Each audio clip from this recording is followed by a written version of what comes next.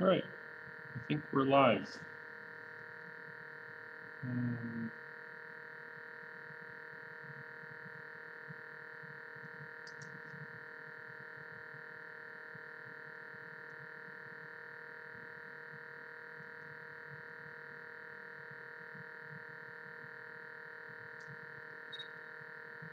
Check.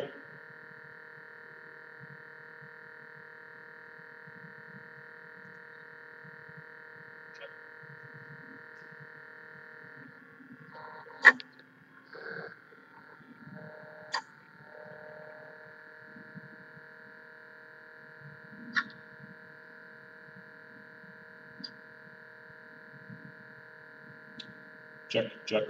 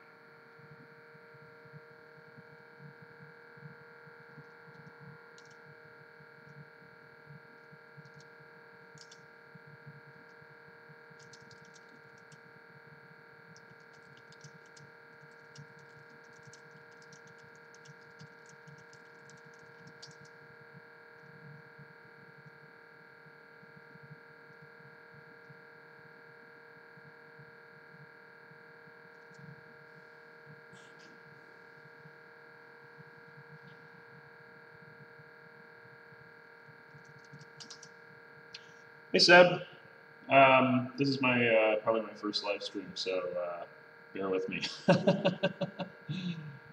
getting a couple things set up. Can you let me know if you can hear my audio okay?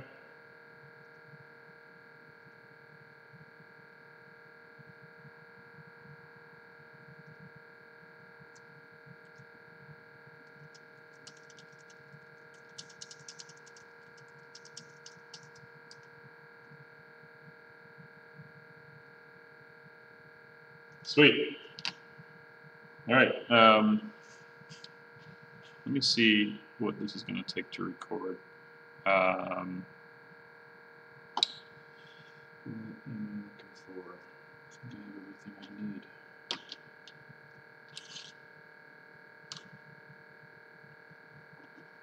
All right, I'm going to start recording. Hi everyone, my name is Zach Ferdine. I'm going to be building a Cyborg ring. The Cyborg ring is a project I've been working on for a while. It's a cordwood style construction, wearable. It's extremely delicate. It's open source. You should build one. This is a previous version, but you can see the construction method. There's a 20-pin QFN, which is an AT1085. It's kind of soldered between a pair of circuit boards, and then there's a ring of 8 LEDs that are Charlie plexed, and they when you hit the little tiny button on the bottom, they go zing, zing, because I'm not great at programming. But I think there's other options that would be pretty neat to implement. This is like I said, this is an older version. This doesn't have reinforcement wires, but my newer ones, one of them broke because it's very delicate. So this is also the first time I've ever really done a live stream, so bear with me, please. I'm using open broadcast software and a couple of webcams that I found around the shop, and a lavalier microphone. And I apologize if you're hearing a constant humming noise. I keep a small fan kind of blowing air across my workbench to keep the flux fumes out of my lungs, and the bearing on that fan is on its last legs, so it constantly hums. Apologies, but hopefully you can still hear me.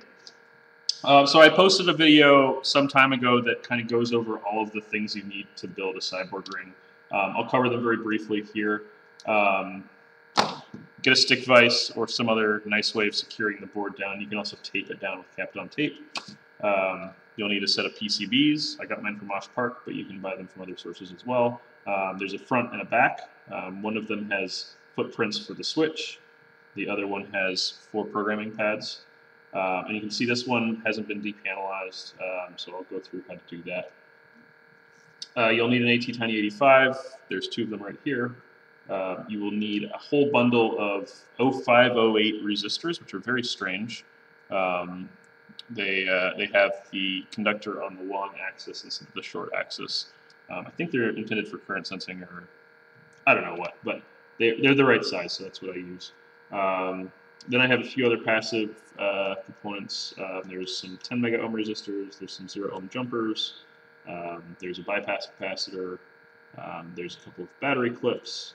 There's a bit of 30 gauge bare wire. More bare wire. And then there is a tiny side-mounted push button. There's also LEDs, which I conveniently forgot to bring over to my work area, but when we get to that point, I will install them.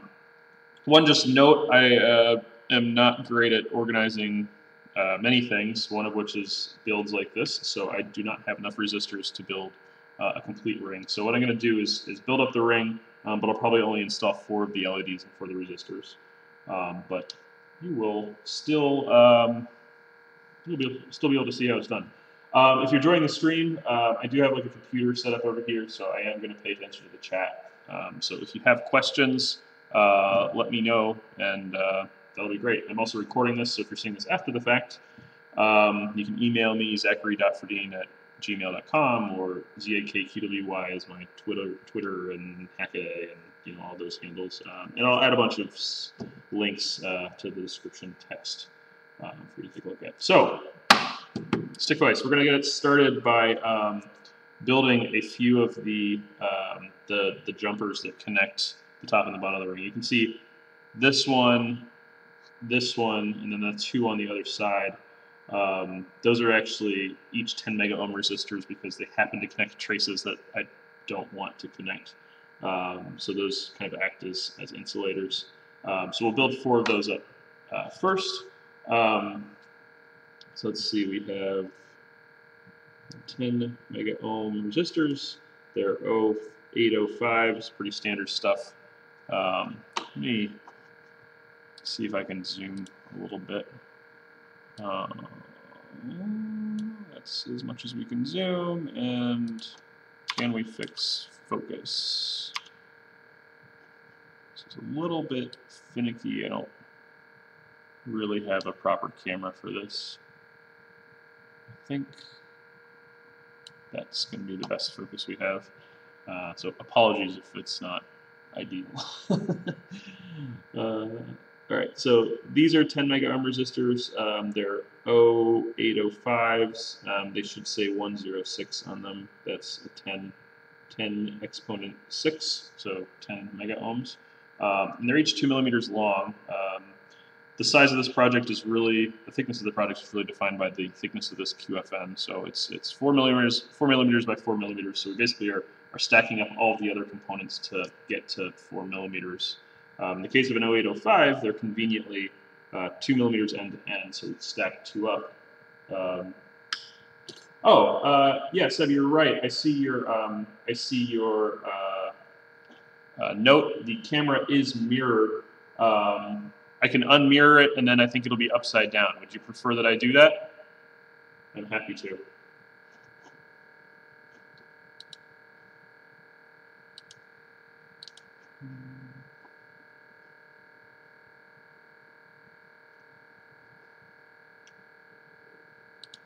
Yeah, you know what? I am going to mirror the camera, or unmirror the camera.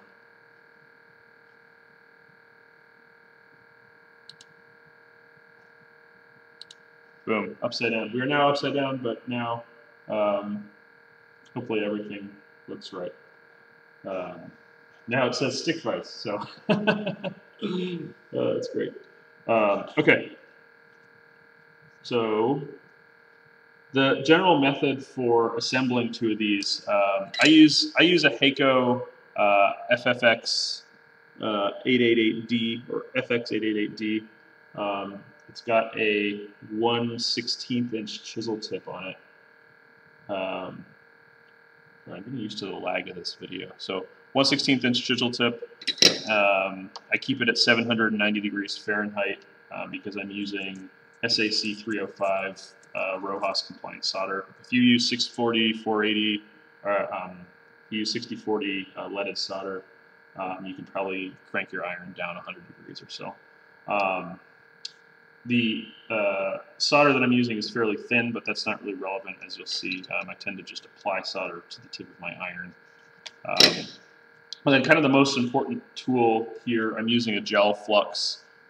This one's made by Chipquick. It's, let's see if I have another container of it with the label that hasn't been destroyed.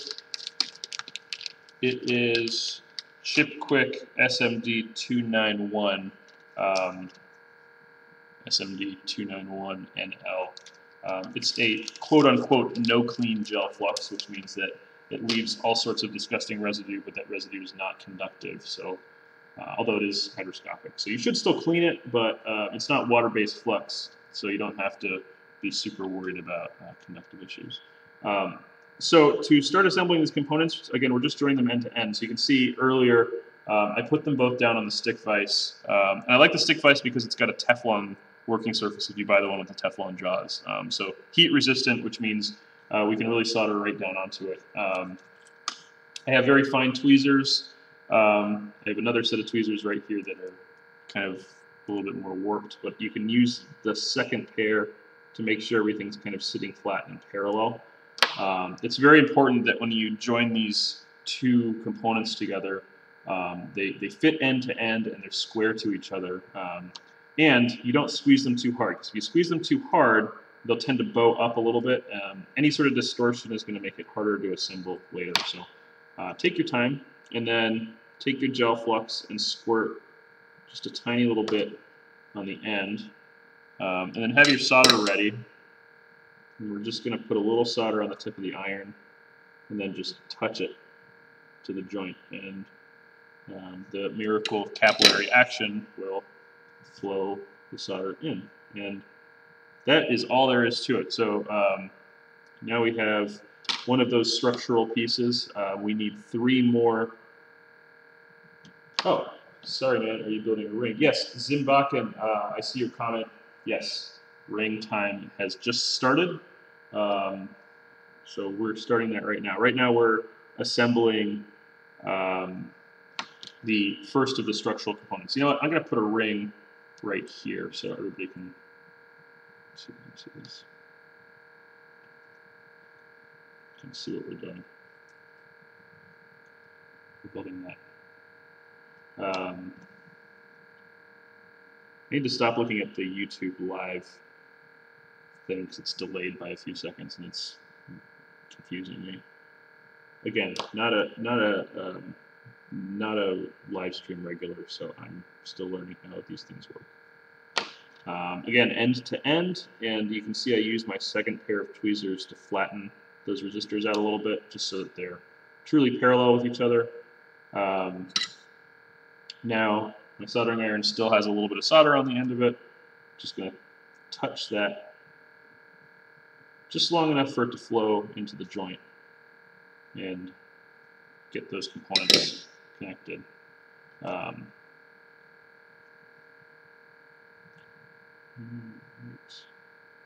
go to the next ones. Of course, resistors are not polarized, and it doesn't matter if they're front or back, or if the numbers are upside down, or whatever. So, you know, you can really do this process how you want. Again, the real key is that take your time getting them laid out, and this technique of holding the components gently together with a pair of tweezers on a heat-resistant work surface, and then touching the joint with a tinned iron. I mean, that's my standard method for doing any sort of surface mount work.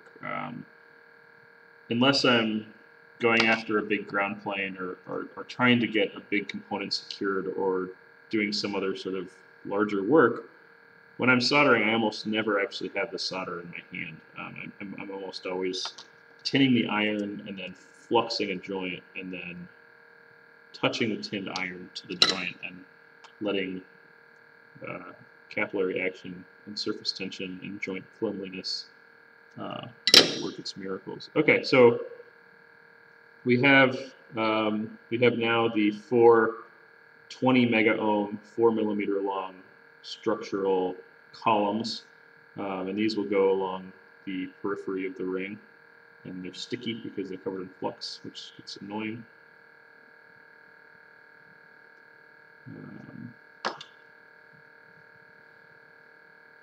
Now we're going to do the same thing, but with a pair of jumpers. So these, as opposed to the 10 mega ohms that say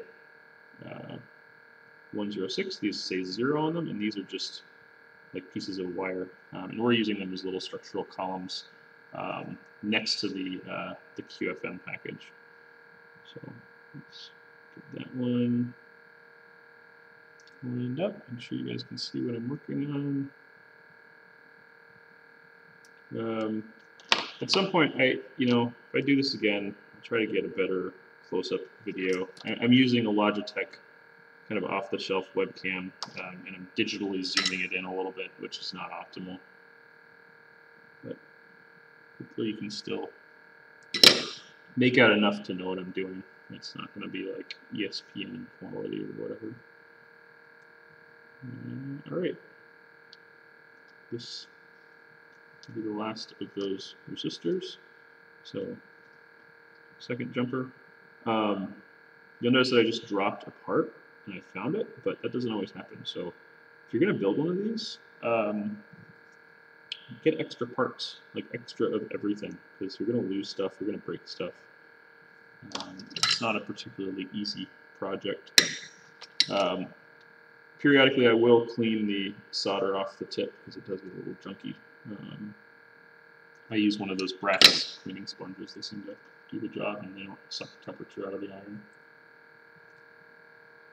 Okay, so we have our 6 structural bits. I'm going to set those aside for a moment. And I will find my Zoom window. I'm going to be quick with this broadcasting thing. Otherwise people will be like, you need to be quick with this broadcasting thing. I'm going to zoom out. Oh God, the slider doesn't work well. Okay, we've zoomed out. So now I have these 2 PCBs. What I'm going to do is just carefully separate them. So the Gerber files, the fabrication files for these PCBs do not specify where these mouse bites are. The service I use, Osh Park, to make the PCBs puts in their own mouse bites. Just that's an easier workflow for me, and it hasn't caused me too many problems. But your service might do it differently, so if you need to, you should add those in. Let's see, so I have cut off those mouse bites. That's concerning. Be careful. So I suggest using needle nose pliers like this, and just carefully bending them off. Like so. And this is a part that's a little bit, you got to be a little bit careful with. So I need to sand the end of the mouse bites off. You want to be careful of FR4 dust. So when I do this, I try to be really careful to not let the dust kick up, and do it kind of as little as I need to, just to get the end of the mouse bites down. As long as there aren't any in the middle, where your finger goes, it's not really a big deal. So the ring will still fit nicely and all that. But I just like to sand it down because it makes the end product a little bit nicer. But again, be careful around this fiberglass dust. It's nasty stuff. If you're just joining us and you hear this constant humming noise in the background, I do have a fan that I use to kind of blow the flux fumes away from my nose when I'm soldering. And those, that fan that I have, the bearings are gone, so it hums a little bit, but that's to protect my lungs, so I'm probably going to leave it on. All right, so we have a clean circuit board, and now we're basically just going to decide one side of the circuit board that we want to work on. So going to choose this one. Doesn't really matter. And basically, we're going to assemble the entire ring on one half, and then make sure everything is just as lined up as we can, and then we're going to mash them together. Seb, I'd love to see your PCBs. Oh, from Seed. Okay, excellent. I haven't actually used Seed's PCB service, but I've heard great things about it. So, and I saw the rings that you posted on the Slack channel. They look really nice. So I look forward to seeing how that works for you. There was another guy that kind of forked this design, made some changes to it, and a while ago used it to engage, propose to his girlfriend, which is just like amazing. But he used 1/16 or 1.6 millimeter instead of 0.8 millimeter PCB material. So that's really a personal preference thing. Okay, now we are to the like kind of the crux of the whole project, which is securing the QFN package ATtiny85. So I'm going to take that out of the tape so we can take a look at it. I know I said I arbitrarily selected this half of the PCB, but actually you should work on this one. So not the one that has the 4 dots. This is the one that has the switch on the other side. And the reason that we're doing that is because this one also has the pin 1 indicator. See that little circle right there? That tells you where pin 1 of the QFN goes. And it's really important to pay attention to that, because I've built 3 of these rings, and on 2 of them I installed the QFN wrong.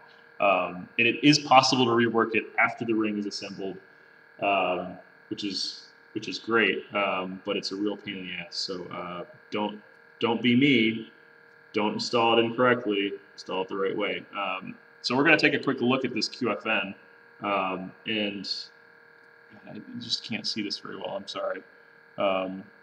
There is a small, on the ground plane on the back, there is this small divot. You can see that little, the ground plane on the part is this silver square, but you can see there's this tiny little nub cut out of it. That nub indicates where pin 1 is. And pin 1 needs to correspond to this little circle on the PCB. So I'm going to rotate things around a little bit and get it set up for soldering. And I'm also going to take all of our assembled components and just unceremoniously dump them on the table so they don't get in our way.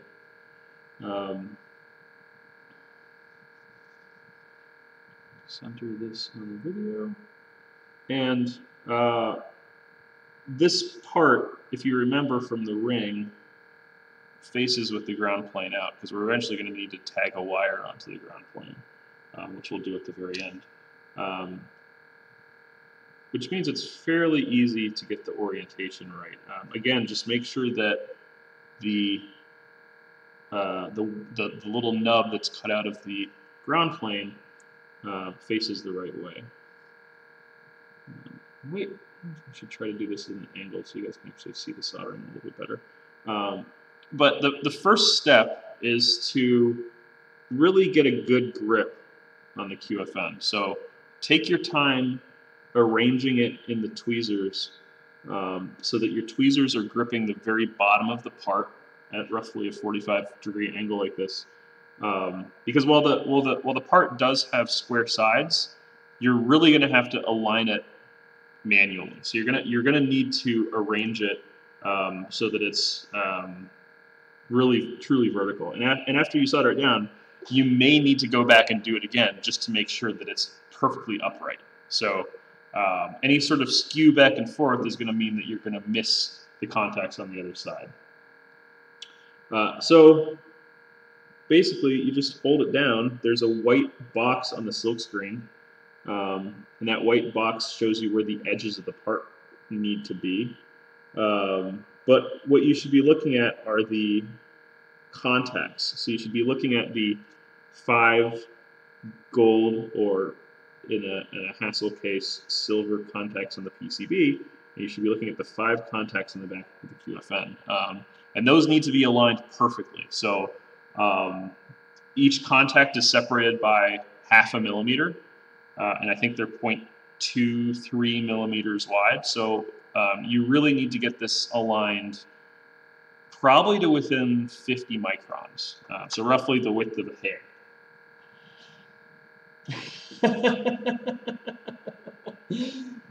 See you later, man.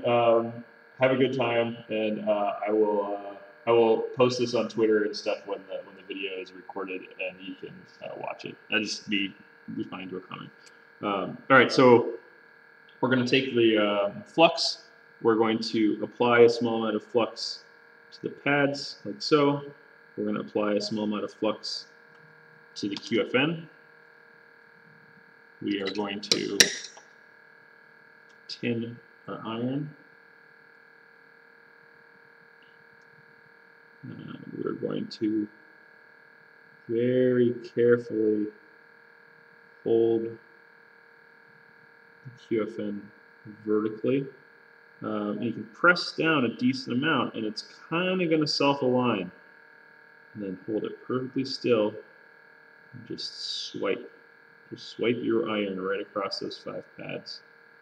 I made the pads extra long, so you should be able to hit it with a 1/16 inch chisel tip. Just drag it back and forth a little bit. Very satisfying. Very nice.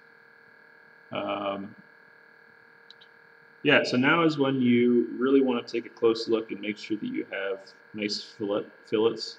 You want to look at the board from the side, kind of sight it, and make sure that the chip is as close to 90 degrees as you think is possible. Just looking at mine, it looks like it's just a tiny bit canted to one side, but it is vertical, and all of the pins look like they've formed good fillets. They don't seem to be offset. And I think we have contact on all 5 pads, and the polarity is correct. Yay!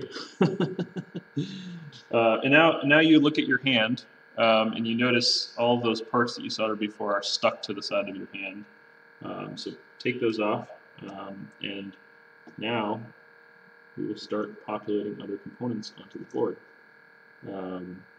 So we'll start with the pair of 0 ohm jumpers that sit next to the QFN. And of course, that's probably going to be the one that I lost. Don't assemble parts too far in advance, because you will likely lose them. I know this from experience. All right. Keep this nice and flat.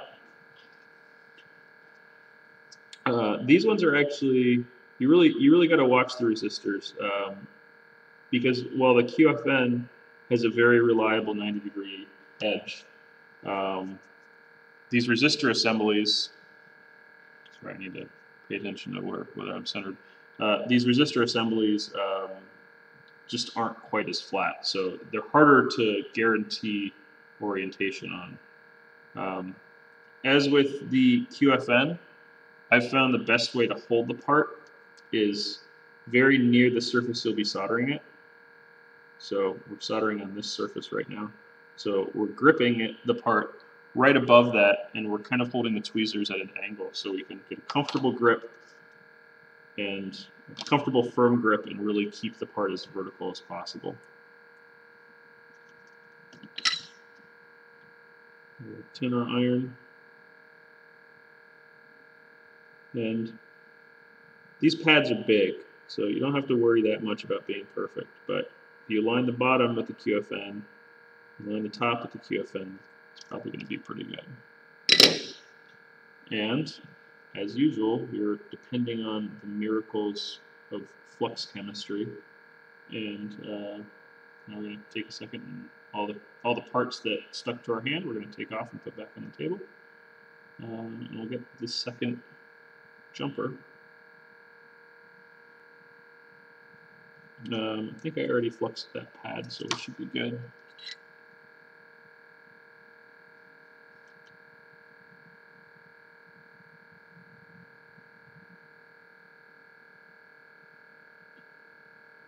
And the iron still had enough solder on it. Yeah. All right, that's actually looking really good. So if you look at it from the side, you can see that all three components are very nicely aligned. Again, I think the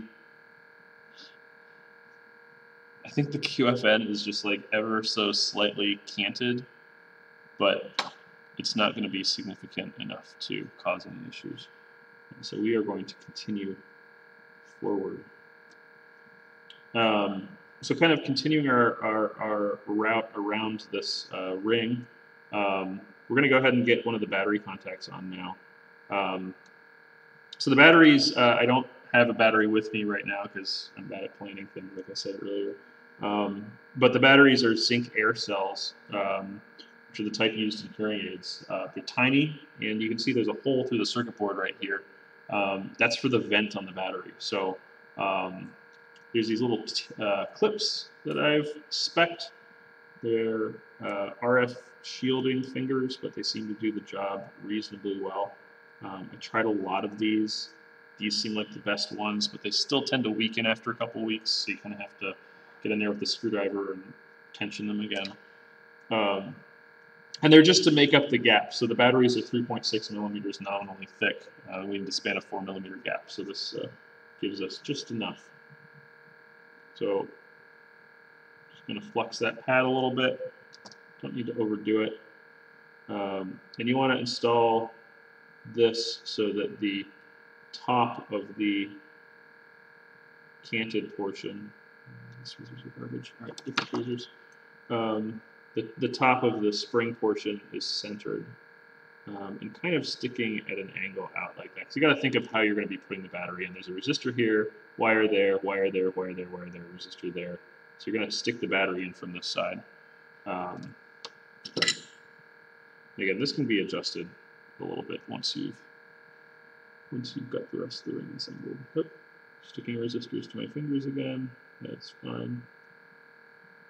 We'll just touch the soldering iron next to the pad and see. Hold it for a little while, and through the delightful miracles of flux and surface tension, it solders itself.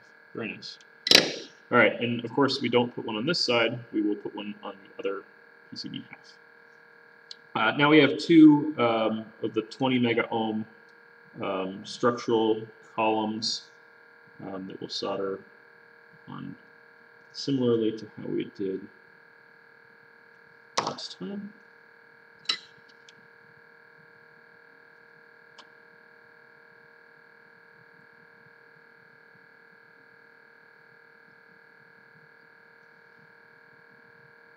I missed a little bit. Fine. Should work. Don't have a lot of solder on that joint, but I'm not going to worry about it. If we need to, after the ring is constructed, if we give it a really careful inspection and notice that some of the fillets are only on one side, or if they need to be beefed up a little bit, we can just get in there with a tinned iron and some more flux and get them a little better. Right now, the important thing is that everything's perfectly square and aligned, and the ring gets assembled, and it flashes, and it works, and this live stream doesn't miserably fail. All right. There we go. I did get a little bit of solder on that battery contact, and I need that battery to really sit flat. So I didn't mention this earlier, but when you're soldering stuff, you should never have the solder braid too far away. So we're just going to mop that up a little bit with a clean iron and some fine solder braid. It's bad practice to wipe with solder braid. You're going to rip pads, but I'm patient, so deal with it. All right. Ooh, okay. This is actually a good little case study here. You can see that far resistor is pretty cattywampus. It's pretty bent. It's okay. It's easy enough to fix. we're just going to hold it with the tweezers, reflow the joint, make an effort to get it a little bit more straight. These are not. I mean, they're as critical as a part can be, I guess, but they're a little bit more forgiving than the QFN. All right, so we're going to flip the ring around. We've got 2 more of these structural columns, the 20 mega ohm columns to install. So just kind of follow the same procedure. Like so.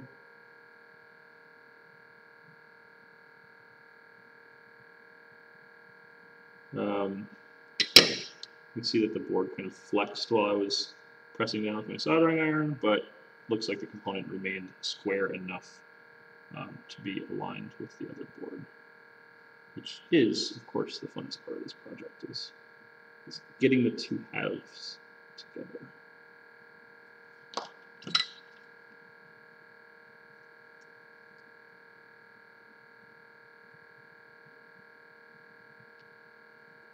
Like so. All right. So yeah, got another one that's like a little bit tilty, but that never hurt anyone. All right. Yeah, I think that's yep.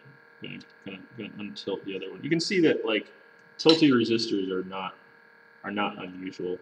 The trick is to not be afraid to just go back and reflow them and get them a little bit straighter. Now, if we want, we can actually, we're not going to assemble this yet, but we can kind of hold it together and just sight some of the components.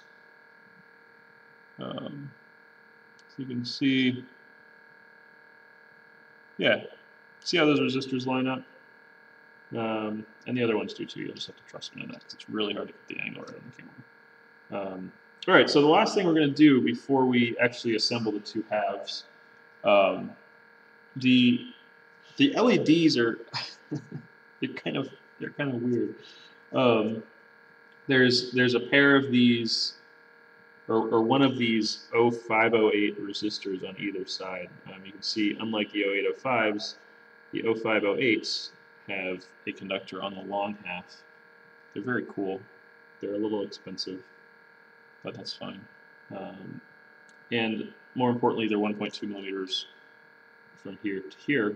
So 1.2, then a 0603 LED is 1.6, and then 1.2 makes 4. So it's the right distance to span the gap, and also has a convenient effect of getting the LED to be centered. So when you're Charlie plexing things, at least in this particular implementation, the LEDs are, the polarities of the LEDs reverse one after another. So it's nice if they're centered. If they're not centered, it looks a little bit funky and so on and so forth. So having said that, this is like a part of the ring that would be nice to improve, just because that resistor LED resistor joint is it's a little bit fragile. It's really not, the LEDs are kind of suspended right at the end of these resistors. So the resistors go lengthwise and the LEDs get kind of tacked onto the top. And what we do is before assembling the 2 halves of the rings, we actually want to go in and install all of these resistors. So I'm not going to install 8 per side because I don't have that many because I'm bad at ordering parts. But I'm going to install a few just so you see how the process works. And the resistors should be centered this way, left to right, and then they should be flush with the top of the ring. So there should be enough room to sneak a tinned iron tip in. And we followed the same soldering procedure where we flux the joint and then we touch a tinned iron tip to it. like so. We'll get this one done. By the way, for those keeping track, these are 22 ohm resistors. So 22 plus 22 is 44. 2.8 volt. 2.8 volts. Yeah, 1.4 volt per cell for so 2.8 volts, and there are 2 volt drop chemistry on the LEDs. So 0.8 volts. Math. It works out. It drives the LEDs at a reasonable current, is what I'm trying to say.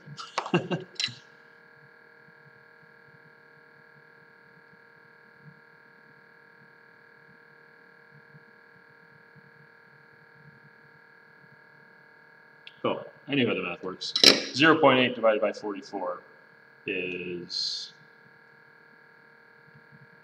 just going to get my calculator, 0.8.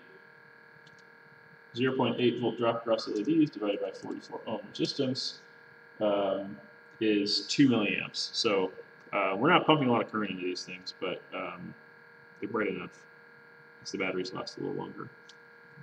If one wanted to, they could certainly change that. Remember, there's 8 LEDs on here, so don't want to be excessive. Batteries, the batteries are 90 milliamp hour capacity, but because they're zinc air cells, once you pull the tabs, they're good for about 2 months in my tests. Zinc air is a really cool chemistry. It's what they use in hearing aids, and it has this. They are primary cells, so they're not rechargeable, but they have this very compelling advantage of power density. 91 milliamp hours in a thing that's like a fraction of the size of the eraser on a pencil. So it's nice if you want to put in a bunch of LEDs on a ring. And frankly, when you're building something this delicate, having a battery that lasts 2 months isn't necessarily the product's lifetime limiting factor, unfortunately. I've mentioned this previously. This is the second rev of the ring's PCB design. The first rev is over here, and this one doesn't have any of the structural tension wires. There's basically 8 lengths of 30 gauge solid core wire that span the gap between the 2 boards that you put in before you ever put the ring on. And it's because resistor stacks are very much like unreinforced concrete columns, which is to say that they're far better in compression than in tension or in shear. And when you're wearing the ring, putting it on and taking it off, you end up putting a great deal of shear stress on these joints. Shear stress and tensile stress. So, oops, excuse me. So having the 8 wires installed, I found took the ring from like something that is likely to break the first time you put it on or take it off to something that I had one that I've taken to a lot of things, and it's finally some of the LEDs on the front fell off when I put it in my bag last time, but it's lasted 6 months. It's lasted through a couple sets of batteries, put it that way. This is in the realm of jewelry, this ring is like hilariously delicate, so treat it as such. All right, so like I said before, if I had some degree of foresight and had purchased more resistors, we would have populated all 8 on this side and all 8 on this side. We're just going to do 4 because that's what we have. So I'm going to be watching the camera for this part a decent bit because I want to make sure that you can really get a good view of what I'm trying to do. Got the 2 halves. This half is the half that has all the components soldered to it. And this is the bare half. So when we do this joint, what we're going to do, we're going to be holding this ring in our hand. And you kind of hold it so that your thumb and forefinger are holding both circuit boards. And you just like play with it until you can get the parts really well aligned and also be sure that you're putting a tiny bit of force to hold them together because you don't want a gap to form. And we'll be focusing on this side. So we're going to hold the ring very steady between our fingers, and then we're basically just going to swipe our iron across these joints and solder them all in one go. And then we'll very carefully rotate the ring around and then tag the 4 resistors right here. And it's really not nearly as crazy as you think it might be. Just like with anything surface mount soldering, the most important part is that you take your time, that you use flux, that you make sure everything's aligned, that you check it, that you know, so on and so forth. Speaking of checking it, I realized that I forgot to install the battery clip, so I'm going to do that now. So it's just easier to do now than it is later.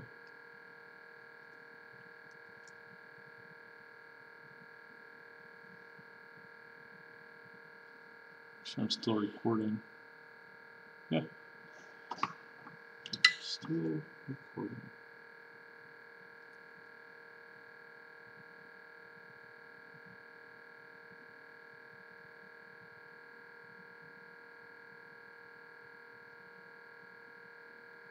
Alright. Battery clip has been secured. And so now I'm actually going to flux hit all of these pads with flux that we're going to solder. So we got the QFN, and then we have 6 resistor pads. Can't have too much flux. Well, you can't have too much flux, but we're not going to worry about that right now.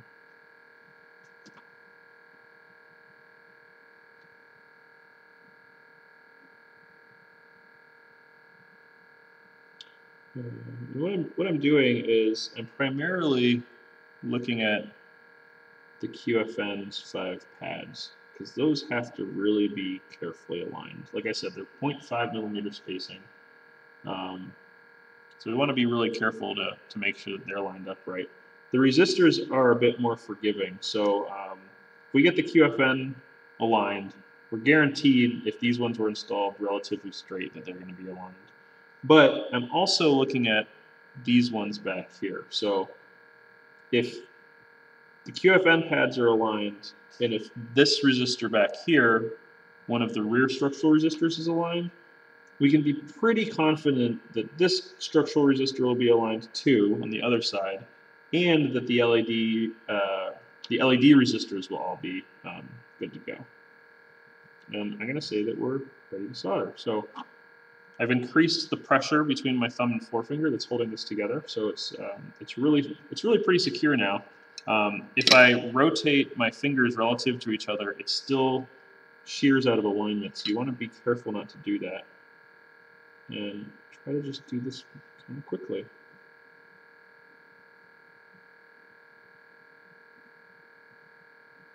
Sweet.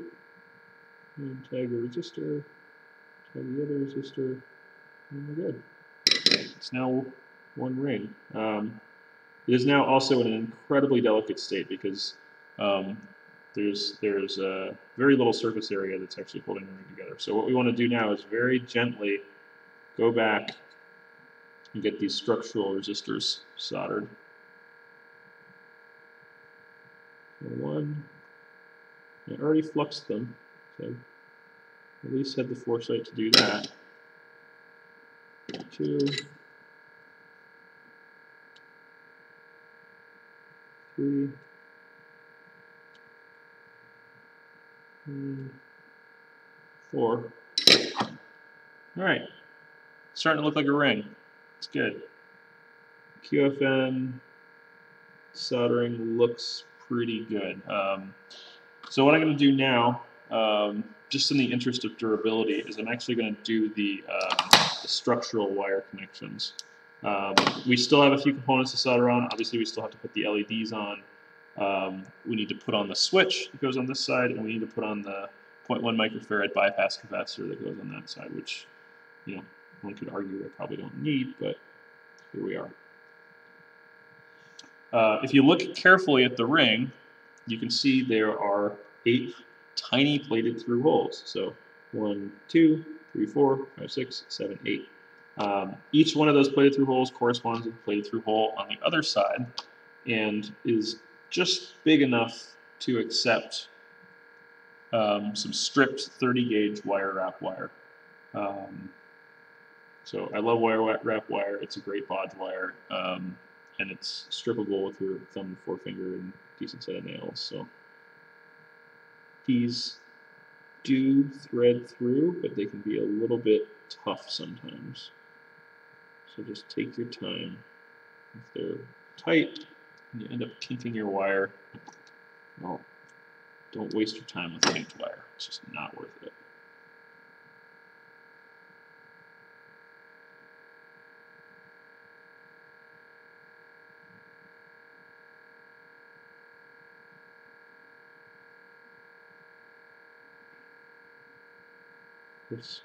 Sometimes these go quickly, sometimes they don't. This is one of the many sources of temporal variability in this project. Alright, so I got one all the way through. You really don't have to tension it either. Thought maybe you would, but it doesn't really make a huge difference. Just as long as the wire is straight,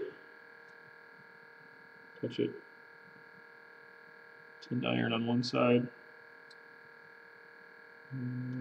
The pad is tiny, so you really got to make sure that you get it with the iron. And it'll look like, you know, your standard through-hole soldered pad, and you know, it should be conical and slightly concave and all that NASA workmanship stuff. But the important thing is that the solder flows into the joint, of course. Got a nice blob of solder on one of my programming pads, but that's fine. I'm gonna put it down. Another place I think this could be improved is I can make the pads for these a little bigger so they're easier to touch. Diagonal cutters. There you go. A little bit hard to see, but we have one of 8 structural wires in place.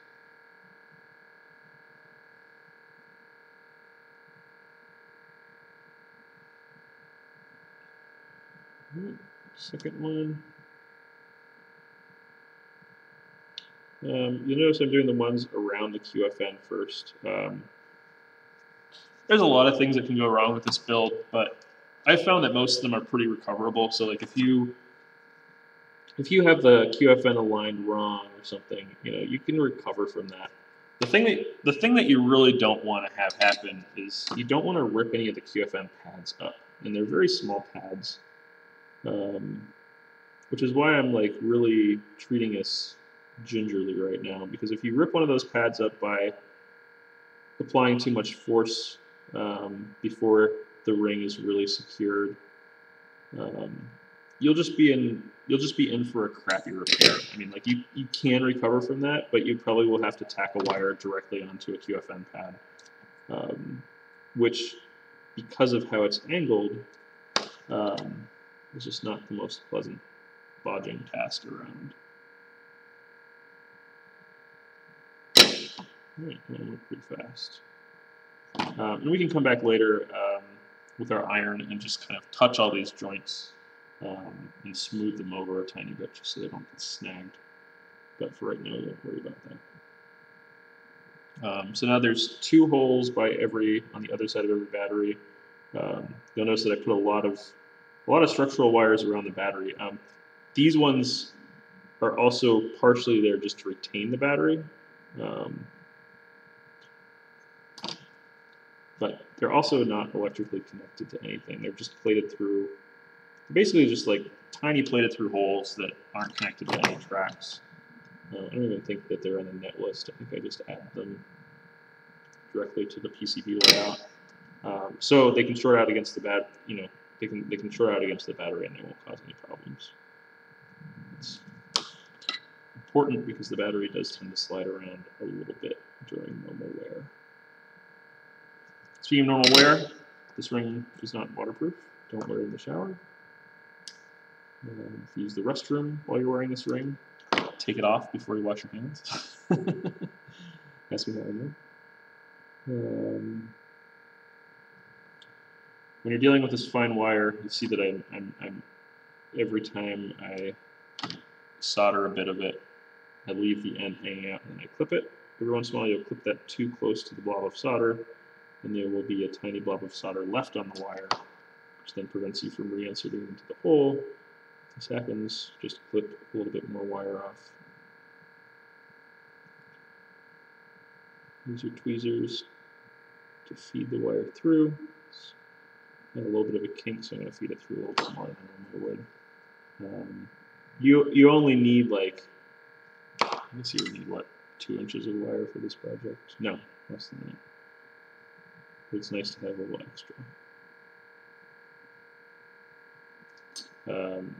You will not be able to do this with resistor leads, so don't try. They're far too thick. You may be able to pull stranded copper wire out of the, out of a multi-conductor or a stranded like 22 or 24 gauge wire, but those strands are typically like 38 gauge or something really small, and they just won't be strong enough. Almost put that one early.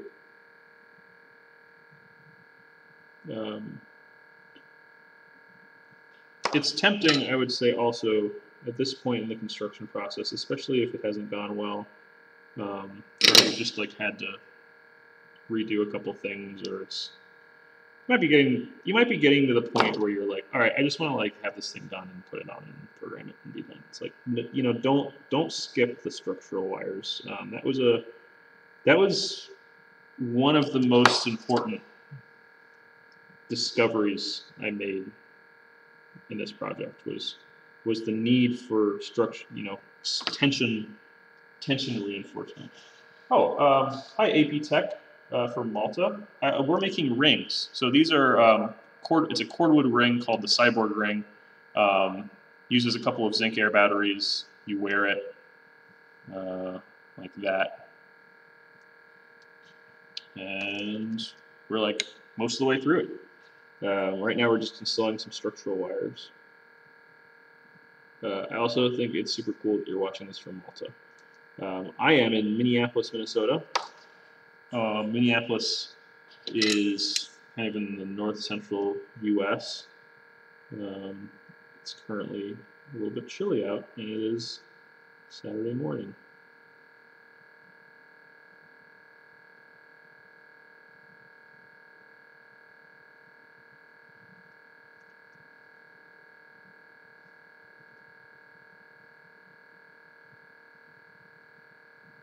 Right. Having a little trouble getting this structural wire to flow, so I'm going to dab it with a little bit more flux. Oh, so that's awesome. I didn't know you had friends in Minneapolis. You come to IO or one of those? I know there's a couple things like that. 5 p.m. It's 5 p.m. in Malta. Yes, I do know the IO festival. God, a couple times now I've been like, I really need to go to this festival, but I have to budget time and money. Unfortunately, it's not a cheap conference, even though I would not need transportation or lodging. I'd be paying my own way, and there's a few other conferences that happen that I make a serious point of trying to attend. But I think I'm going to try to go next year because enough people have told me that I need to go. Dave Schroeder. Do I need Dave Schroeder? Oh, damn if that doesn't ring a bell, but not off the top of my head. Where is Dave? Said where does Dave work, or what's he do? That name rings a bell for some reason.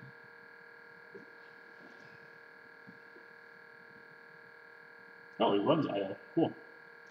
For anyone watching the recording, I'm having a conversation with Seb in the chat. Wow. 8 conferences in a row in Minnesota. Well, fortunately, IO's in the summer, so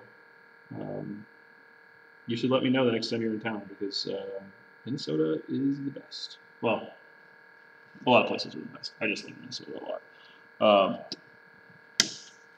So while I was talking, I made the mistake of filling one of those structural through holes with solder, as one does. So we're going to attempt to remove it with solder braid. There's a chance that the hole will remain plugged, and it will be really annoying to try to unplug it. So we may strip this one. Oh, no US strips. Well, you know, everything unfortunately sometimes has to aim towards politics a little bit. I know our current climate here is not as welcoming to people overseas, and I'm not in a position to apologize on behalf of the U.S., but I apologize on behalf of the U.S. that you're not able to get a visa. That is annoying. Yeah, a solder sucker is a great idea, AP. I've never really used one before, but it would probably get the job done. Although I think I was able to clean the joint out. The fine solder braid worked well enough. All right.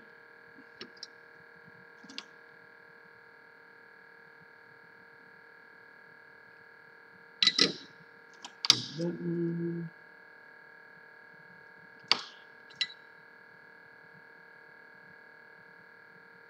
Well, Seb, if you're able to get a visa to China, I was just at the Open Harbor Summit at MIT last weekend, and it was delightful and wonderful, and there were tons of very smart, interesting people there talking about smart, interesting things, and it's a really great organization and a great conference.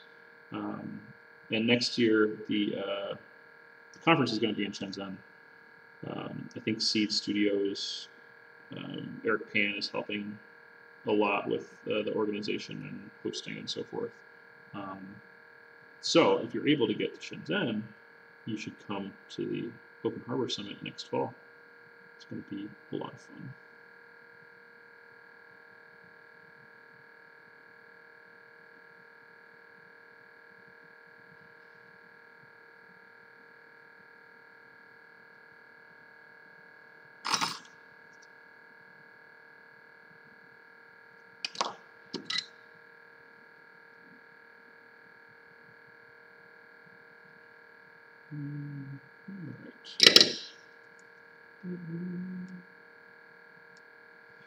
This is actually going pretty well. I mentioned this in our little Slack group, but I videotaped a build of one of these rings some time ago. Oh, whew. It eventually worked, but man, I think it took like 2.5 hours because the QFN was just ever so slightly off, and I wasn't able to, like, I didn't notice that, so I just like kept trying to program it and like then reworking it, and it was just a delightful time. Eventually got it to work, so like I need to get my shit together and like edit that video or consolidate that video and upload it and like share it as like a way to recover a concerning fault building one of these rings. So I haven't done it yet. But yeah, you can actually go in from this end with a hot air gun and desolder the QFN and pull it straight out. If you have all the rest of the stuff, like all the structural resistors and the tension wires, and it'll hold itself together, and you can just like clean it up with solder braid and like hit it with isopropyl alcohol and really clean the joint up, and just put either the same or a different QFN in, and it works by some miracle. I do not have a Tindy story, AP. Thanks for asking. This has been, I don't want to like get on too much of a digression, but this has been very much a side project for me, and I'm in the midst of the final fulfillment of the Neurobytes project. So I make these electronic neuron simulators. That's been my life for several years, and Right now, we're like finalizing our run, and the run is in progress at our manufacturer, and we're getting ready to ship those. But I basically made a promise to myself and to my backers that I wouldn't really actively pursue a commercial project related to the Cyborg ring until that was finished. Right now, it's looking like it's going to be finished within the next month, and I've got a good relationship with the guys at Crowd Supply, and we're going to be putting a campaign together on Crowd Supply at some point to sell kits. Having said that, the folks that organized the Hackaday SuperCon got in touch with me, and they actually bought a couple kits, and they're going to be giving them out as prizes at the Super Conference. And I'll have a couple extra kits with me. But really, if you want a kit now, you should call Seb and order his kit, because he was kind enough to put one together, and I think he sold it to a couple people in the UK that are maybe watching this recording and building their own. Alternatively, you can also just go to the GitHub store or the GitHub repo and get the boards fabbed and order the parts and all that, but that can be a little bit of a pain. So stay in touch; it'll happen. Microcontroller in the ring is an ATtiny 85. It's the QFN 20 version of the ATtiny 85. And it's mostly chosen because AVR due to the tool chain is really accessible, and people seem to be pretty familiar with ATtinys, and they're cheap. But most importantly, the ATtiny 85 is an 8-pin microcontroller. So it comes in a DIP 8, it comes in a SOIC 8, it comes in a TSOP 8. But when they made a QFN version, they made a QFN 20. And if you look at the data sheet, they only use these 5 pins and these 5 pins. So the other 10 pins are like not, well, there's a ground, one of them is a ground pin, one's a power pin. Or no, one's a ground pin, and that's it. All the other ones are DNC. So it works really well. Seb, I'm glad you got sold all your kits. That's that's awesome. Yeah, I think I don't know, people are excited about this ring. I think it's a fun project. All right, so now what we're going to do is we have a couple more steps. So we're going to toss this bypass capacitor of requirement on. Call it that because we probably don't need it. These are 0402 components. 0402 is not large. You probably know.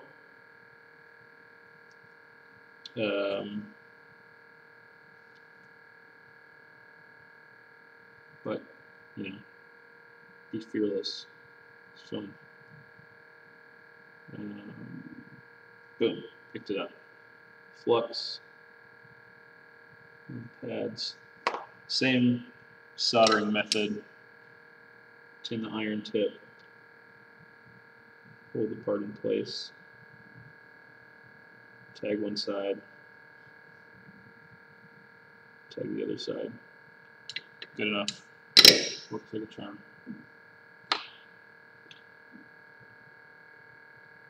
All right, now we're going to. What do we want to do next? So one of the issues with the button that you got to kind of pay attention to is that this button's it's not a hermetically sealed button. So if you're going to clean the ring off, like if you're going to clean all the flux off, you kind of want to do that because you're going to be washing it with isopropyl alcohol. You kind of want to do that before you solder the switch on.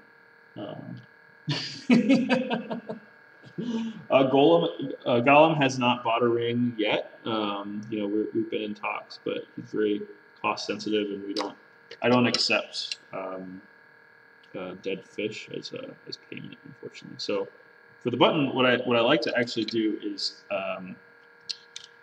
tin both of the pads, and then just remove the excess solder, which gets them ready to be soldered as long as I do it soon. And allows us to clean up the excess flux so it doesn't get in the switch. But before we do that, I'm going to take the mic off for a second because I need to go get my LEDs.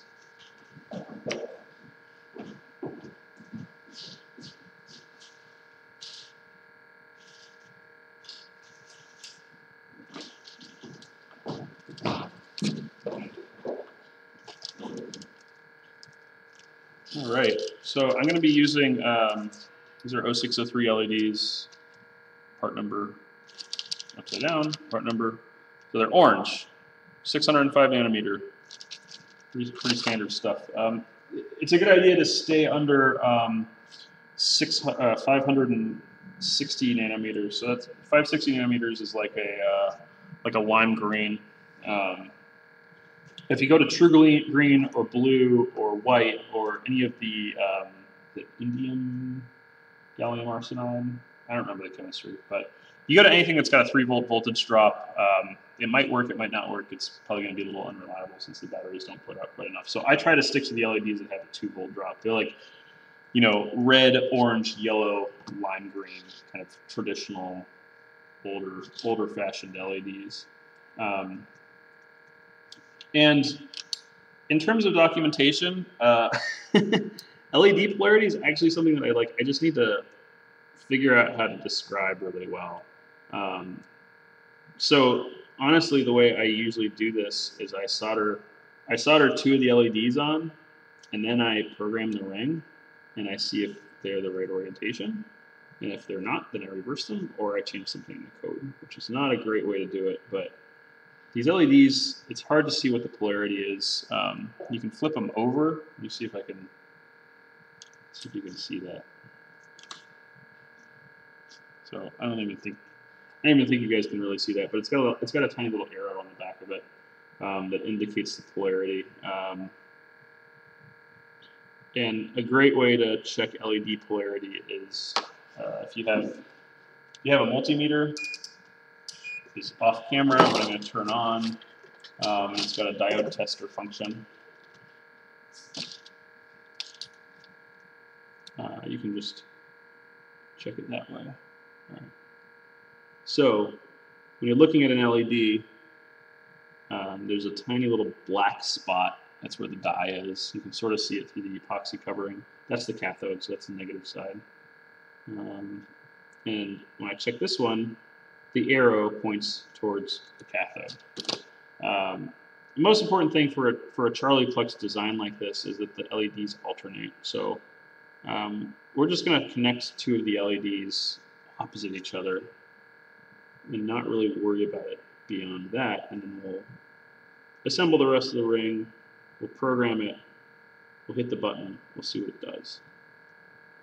There's certainly a chance that we'll have to fix something.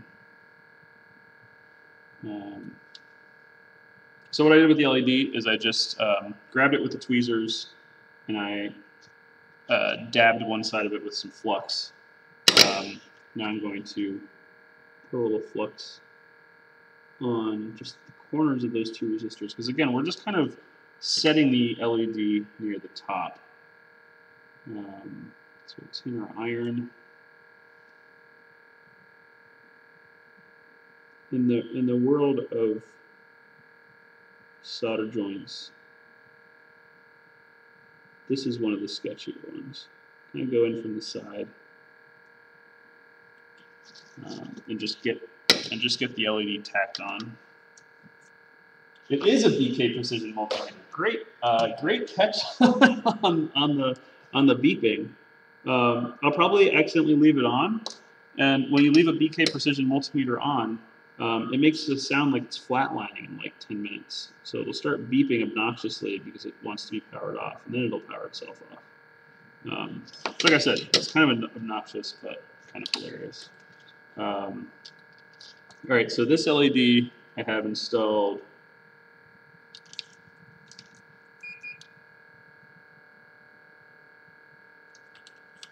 one of these ways.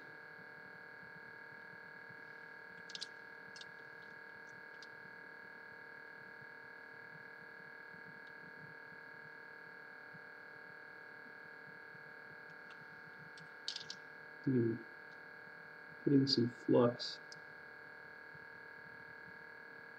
All right, I'm just going to visually figure out the polarity. All right, so arrow's facing that way. So we'll install the next one opposite that. Again, this is a Charlie Plexed LED array, so the LEDs just get installed in opposite directions. One left, one right, one left, one right, and so on. And I've tried a couple different ways of like doing this particular joint. And one way that has at least some promise, it's not ideal, is to tin the iron and kind of go at it from one side. Ooh. It's getting a little dicey. The risk of going at it from the side is you may desolder the resistor. If that happens, step 1 is to panic. Step 2 is to reevaluate your options and try to fix it. All right, so we have 2 of the LEDs soldered in place. I think they're fine. I'm not going to worry about trying to check them. All right, so we have all of the parts. You know, just assume that I put more LEDs on here. If I knew the polarity, or even if I didn't, I'd probably just populate all of them and assume I got it right, and then change the code when I didn't. Yep, another to-do list is figure out a way to like better mark what the LED polarity should be. So now I'm just going to put just the tiniest amount of flux on the switch, just enough to get the pads to want to tin.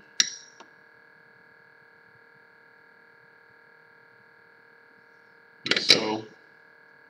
And now before we clean the ring, I'm also going to tin the 6 programming pads.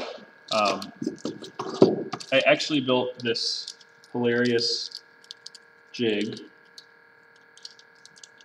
that is designed to sandwich the ring like this for the programming pads. It's a total pain in the ass to use. So the other guy that built the ring, one of the modifications he made is he put all 6 programming pads on one side, which I think was a great idea and is a change I should make to this one for the next rev.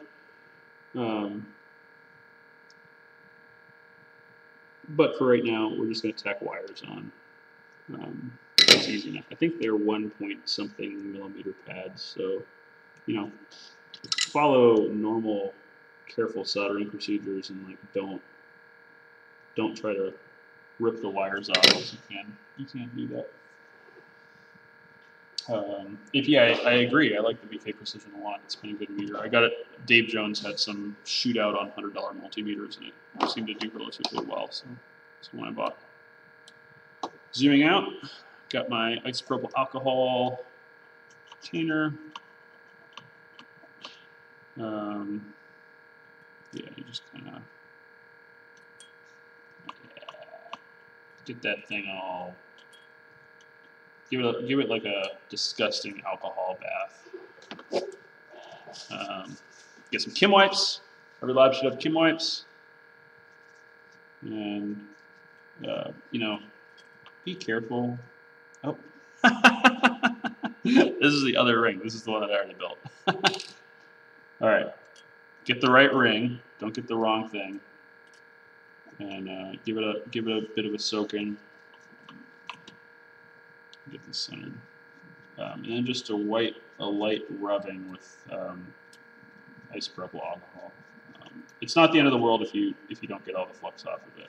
It's aesthetic. There's, like I said before, there's a concern about flux residue being hygroscopic and eventually sucking up some water from the atmosphere and becoming a little bit conductive. But like, this is a simple circuit. It's all digital. We're not dealing with like millivolts and amplifiers and like fancy stuff like that. Like, it's a robust circuit. Little flux isn't going to hurt, but it is going to be gross. You're going to be wearing this thing, so you don't want a lot of flux on there.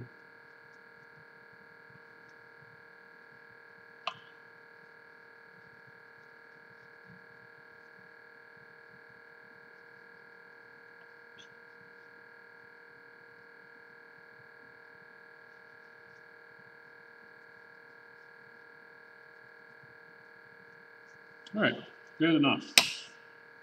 You don't have to necessarily wash your hands right now, but don't eat anything. Don't eat stuff near your soldering desk. Anyways, it's just bad practice. But isopropyl alcohol and flux and like all these disgusting things that you don't want to eat. I want to make sure the switch still works, so I'm just doing some continuity mode. So I did have the switch sitting on the workbench, and I covered it in a nice purple alcohol. And some switches don't like that.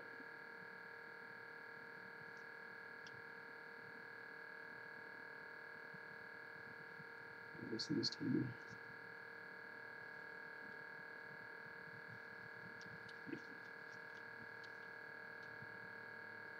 A lot of what I do when I'm soldering is like trying to figure out how to do things that seem like they'd require 3 hands. 2 hands? I've gotten pretty good at it with an iron, but sometimes it doesn't work very well, as I just demonstrated. All right, so I think that switch is going to work.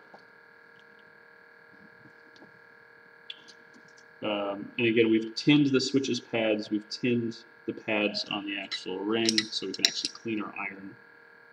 And the pads are, unlike the rest of the pads, these ones are not generous. They don't give you any extra leeway. So you really have to solder them from above. So I've already got solder on the pads, so I'm just going to touch a hot iron to the top. And after the solder melts, apply pressure to the top of the switch, flow it onto the board. Should be good. Works like a charm-ish. All right. So now we're on to really the last part of the project, which is getting it programmed. To do that, I'm going to go grab some excess wire that I have sitting around.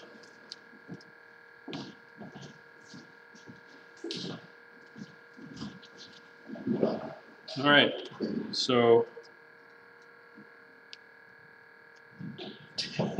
take care of your wire spools, people. If you lose an end, don't do what I do and just start cutting the wire and taking it off as you need it. That is not sustainable. Again, this is my 30 gauge. Well, it says all different things on here, but this is 30 gauge wire wrap wire. I just freaking love this stuff. I'm going to get 6 lengths of it, so we need to get the 6 AVR programming pads. That's VCC, ground, MOSI, MISO, SCK, and reset. So we're going to start by snipping off 6 lengths of wire.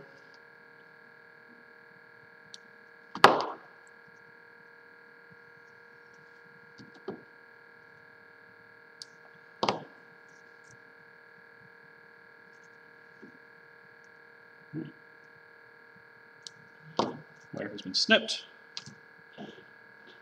We are now going to strip these lengths of wire, and I mentioned that I usually do this with fingernails because that's just a fast way to do it.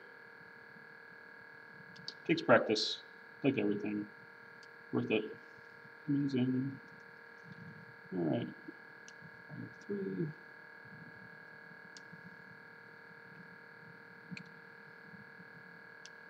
Number 4. Number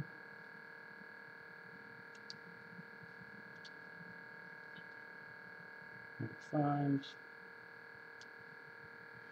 The other reason, I talked about this a little bit before, but so many reasons to use the ATtiny 85. It's really like the small, cheap microcontroller accepted by a lot of hobbyists.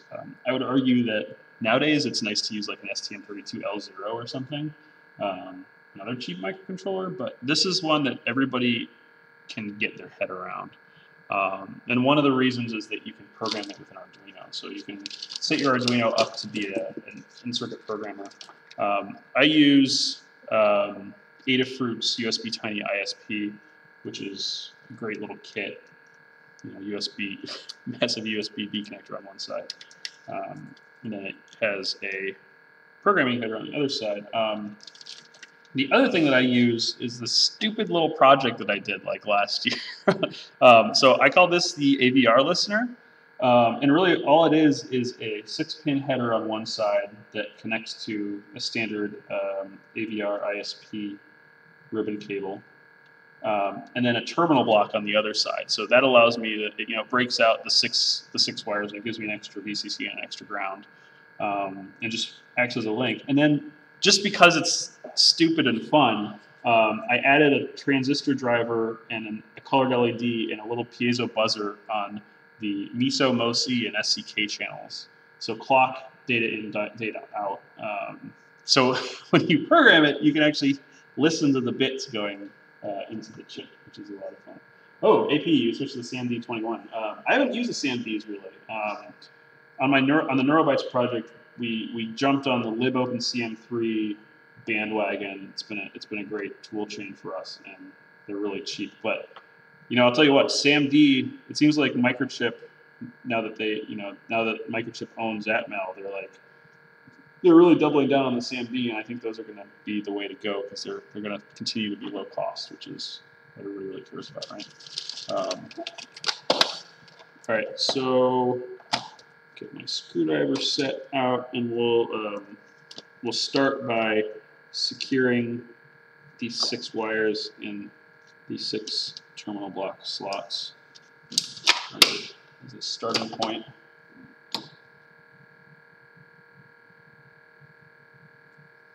And I'm gonna get all 6 of them secured here, and then I'm gonna go back and trace them and figure out which is which. Get a smaller screwdriver.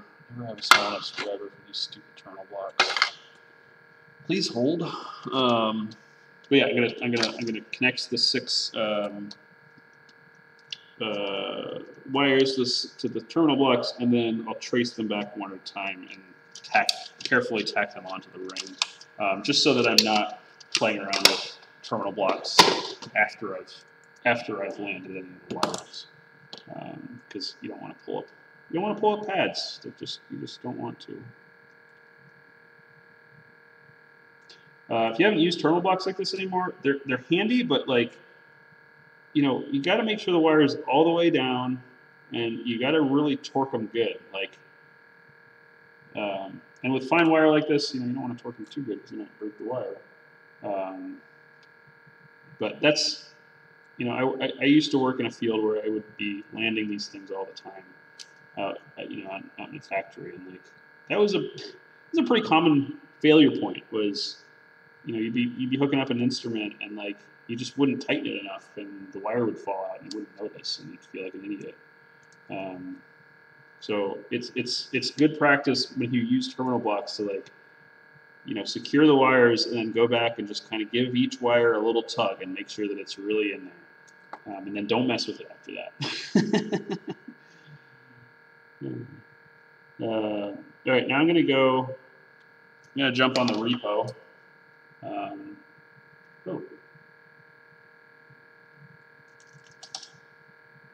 Let's see.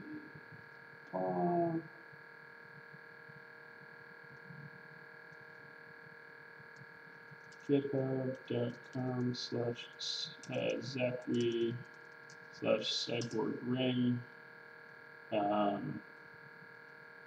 Yep, if you scroll most of the way down, there's a little diagram that shows you what the 6 terminals are. So I'm going to be referring to that, but I'll link it in the video. I'll have the GitHub repo linked in the description. Just going to tin our wires so that we don't need any more flux or.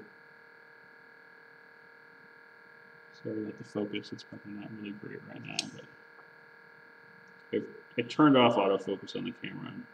I have the focal plane set to the workbench right now, and well, that is what it is. All right, so this is all hooked up. I have the it's too freaking early. The ribbon cable connector here. So now I'm going to start landing these one at a time. So ground is on the switch side. It's this one.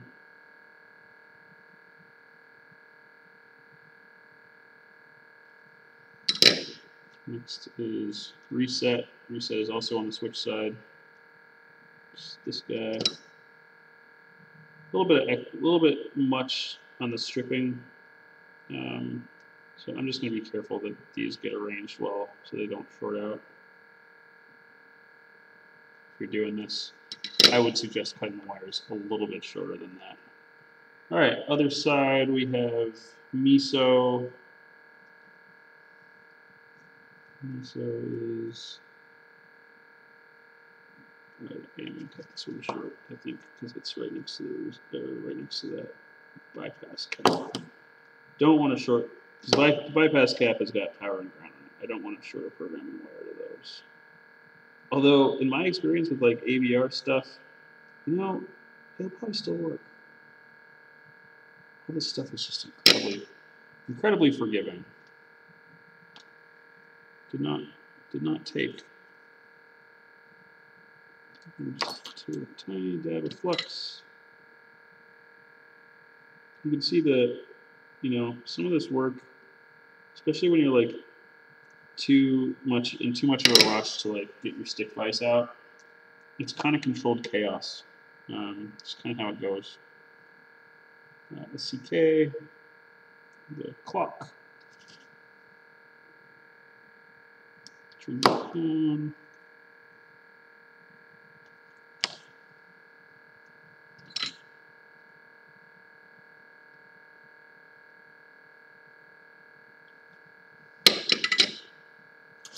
MOSI, MSI.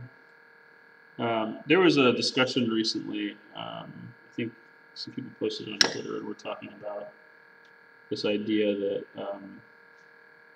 you know, MISO and MOSI, master out, slave in, master in, slave out, are terms that should not be used anymore.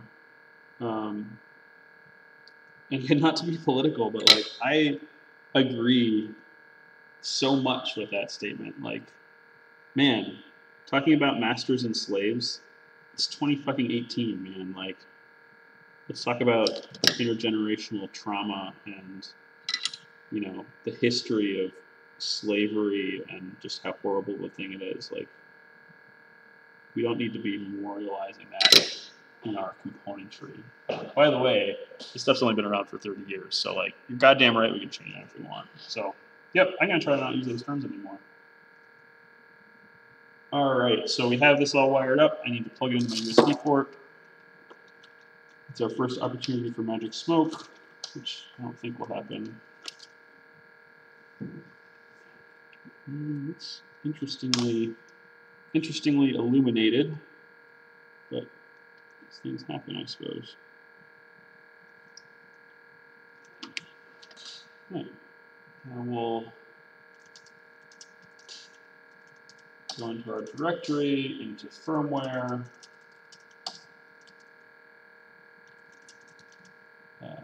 Sudo make install fuse.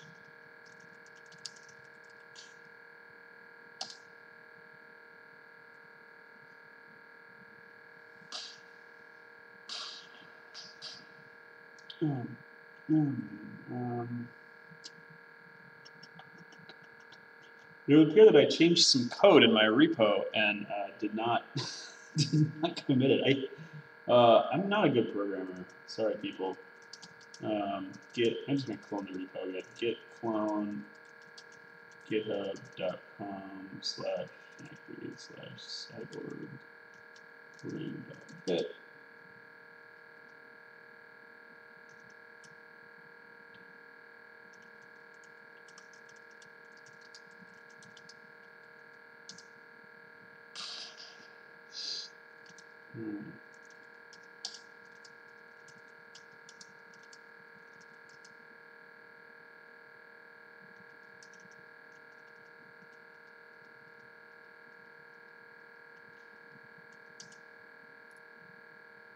All right.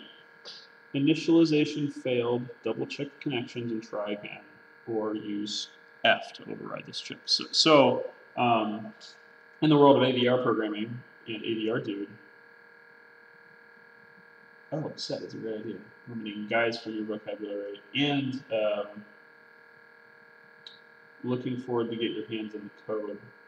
And AP Tech, I appreciate your comment, and I do respect your feelings on the matter.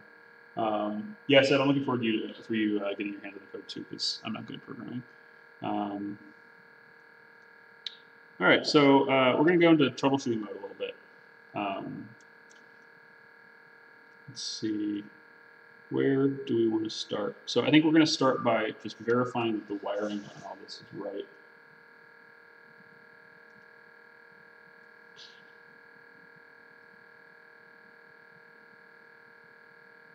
So we have this one, it's connected to VCC.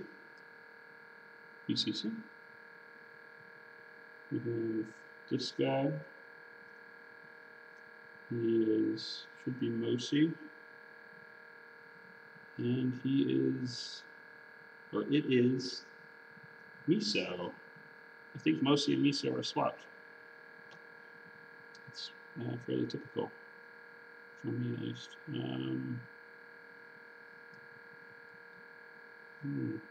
Yep. Now, when I find a mistake like this, it's like kind of inevitable that it won't be the only one, shall we say? But maybe we'll get lucky. Nice thing about the AVR listener is that when the programming works, it makes this like great hissing noise. Like, so you know the program is getting loaded. MISO goes over to here. All right, let's get this right this time.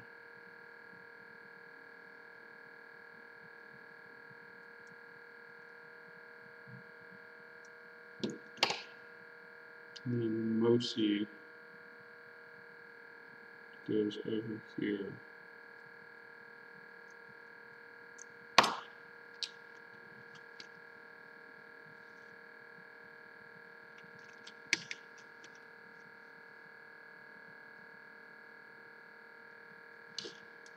Still lighting up. I don't know why that's happening. Interesting.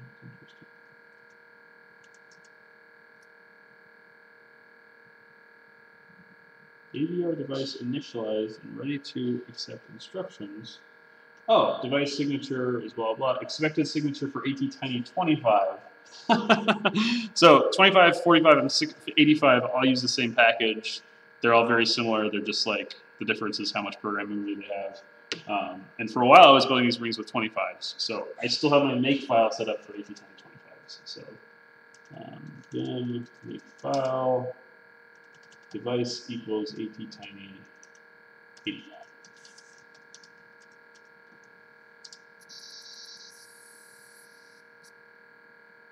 All right.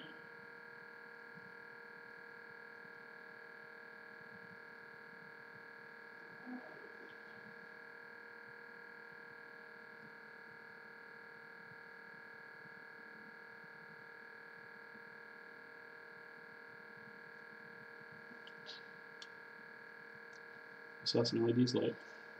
So I'm going to hit the button. And it looks like this LED is working. This one is not.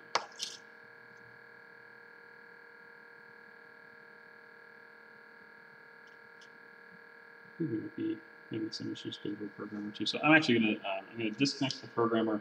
I mentioned this before. I don't have any batteries lying around, so I'm actually going to leave the programmer's ground and VCC connected, but I'm going to disconnect the 4 programming lines.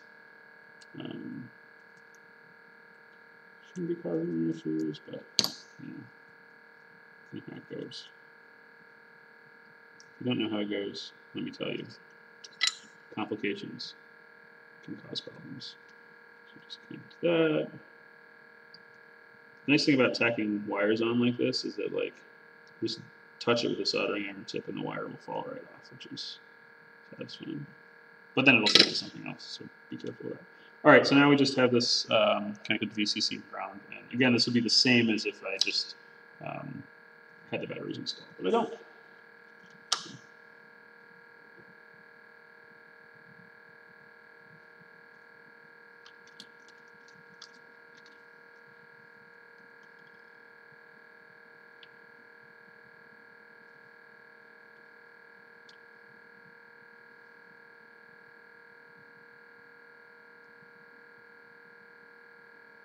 We're having some sort of an issue still.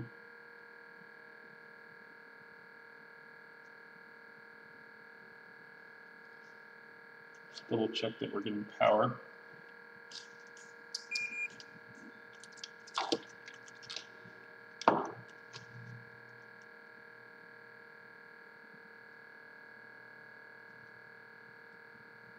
Yeah, thanks AP. I like the programming music too.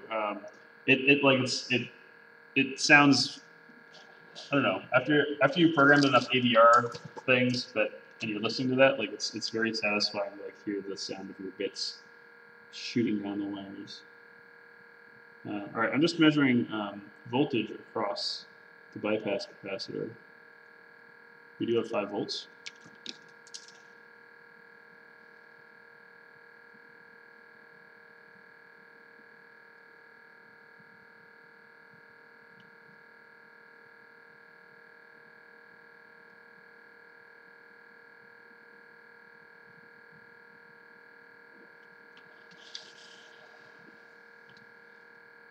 Well, dial-up has given us familiarity with, the sound of low bit rates.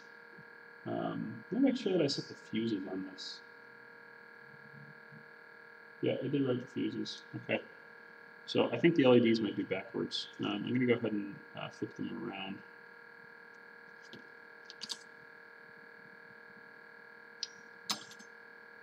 Go ahead and unplug. I'll try to, at some point, provide better instructions so you don't have to like play around with the LED orientation, because I know that's really annoying. Just not particularly helpful. So what I'm actually going to do is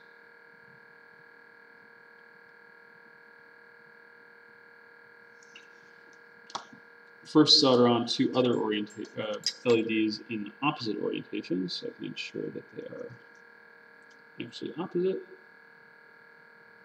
Then I will desolder the first 2 and resolder them on, and hopefully we have 4 LEDs that blink in like a cool little pattern.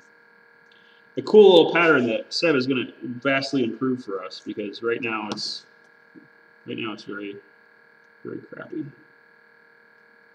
Although the AVR sleep mode does seem to be working, so I was able to get.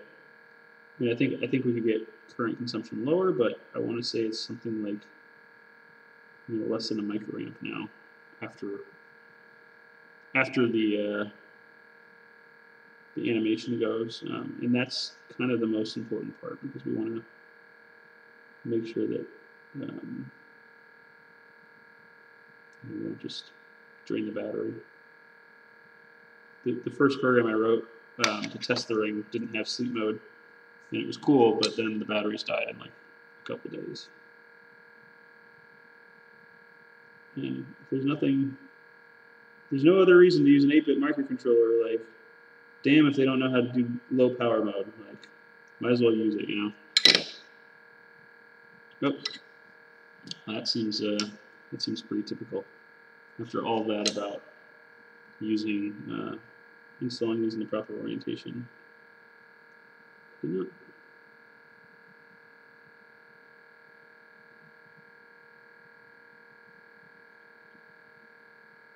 But my iron tip should be able to just span this gap, pull that LED right off. And I'm sure the LED is still hunky-dory, so we're gonna.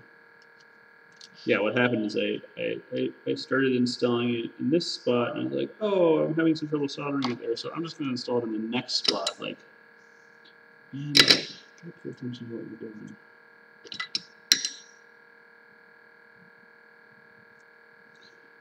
The other thing, I noticed one of the LEDs flashed, and I didn't see a flash of the other one when I was testing it, and there is a chance that, like, I need to double check the solder joints on the LED, or one of the legs of the QFN didn't quite make it. That certainly happens. So I didn't really, after cleaning the QFN's joints, I really didn't give it a thorough inspection. Because that's often kind of how I roll with these, is like, you just see if it works, and then if it works, then it's great. And if it doesn't work, well, then you go figure out why it doesn't work and you fix it. But it's not worth obsessing over solder joint quality when it's adequate and it will work. All right, so I got those 2 on. I'm gonna go ahead and power it on. see what we get. So, tweezers.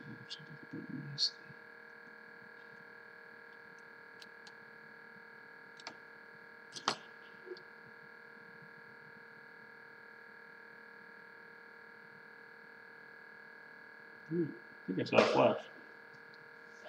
Should happen 3 times.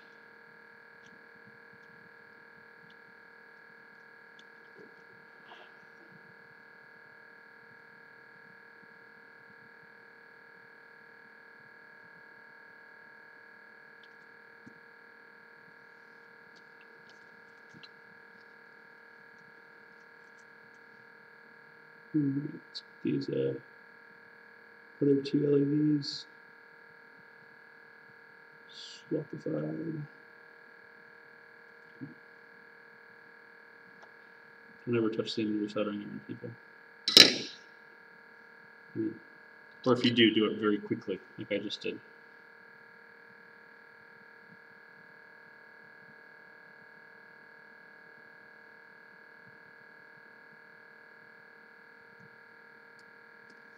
So maybe you're getting the impression that you can be pretty dicey with soldering and get away with it.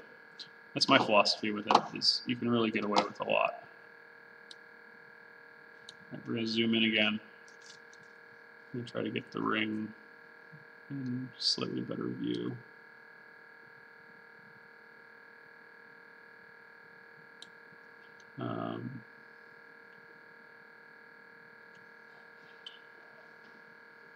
Yeah, AP, so you can, I think you can hit 8 megahertz on a 3.3 volt rail.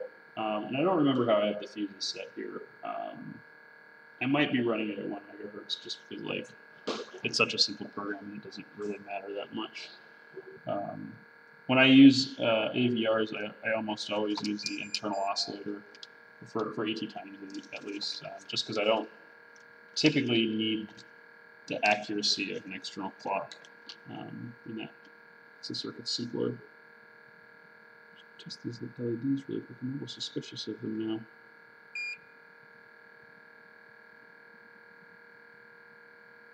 It works. It works. Yeah, if you're, you know, maybe this is like a little bit cliche, but if you're going to be playing with an AT Tiny, it's really worth taking the time to read the whole data sheet too, if you haven't. Whereas, like the Neurobytes project, we use STM32L0s, and like the data sheet for that is 1,000 pages long, and there's like other data sheets.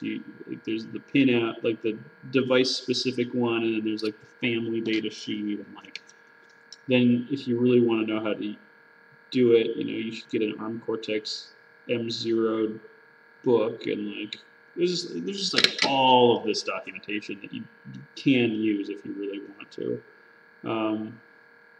The nice thing about the AVRs is that an AT Tiny 85 has a data sheet that's like 200 pages long, and that's it. Like you don't need other data sheets. You don't need like a supplemental crazy guide that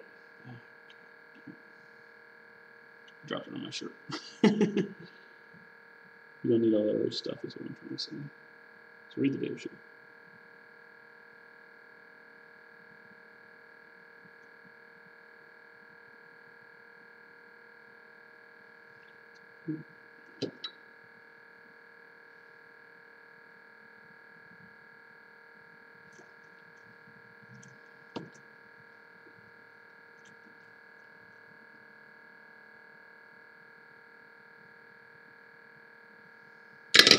All right, I think that'll work. Let's give it a shot.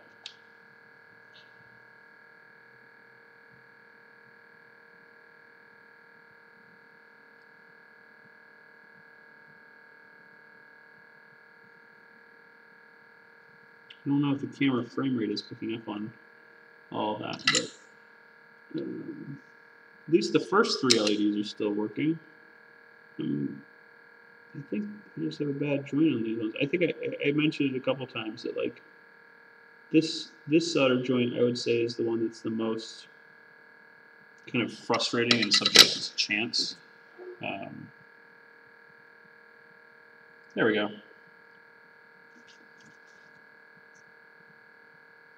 Let's turn off our lights.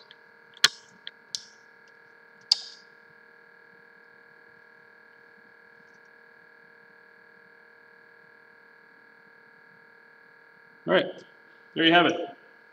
It's alive, Cyborg ring. You know, if you were making a ring of your own, you're going to have enough resistors to do all 8 LEDs, and you'll install all 8 LEDs, and that's all well and good. I do not have those parts.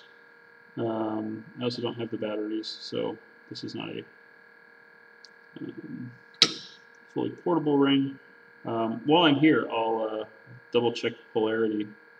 So this one, the cathode is facing to the left. So if you're looking at the ring like this,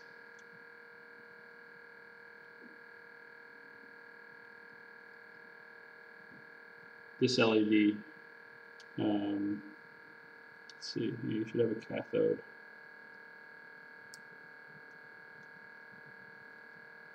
Right there. So perhaps that will help if you're building your own.